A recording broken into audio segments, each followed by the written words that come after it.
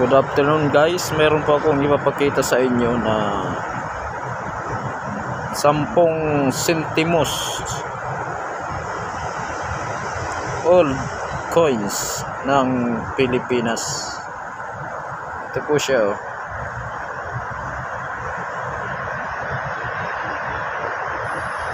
Sampung centimos. Yan. Francisco Baltasar. Matagal ko na po itong nakatago. Simula nung bata pa ako. Itinago ko lang po ito.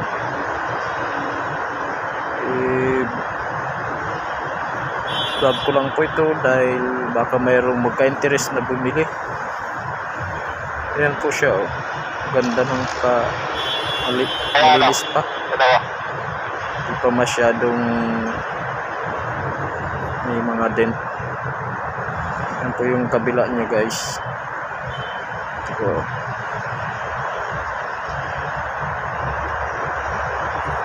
Yan po.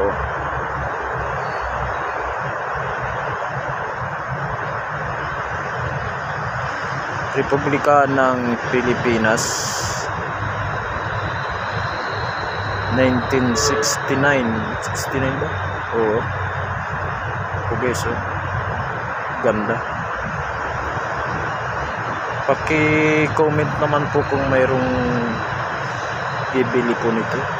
Ibibinta ko po ito. And guys, oh, ang ganda. Malinis.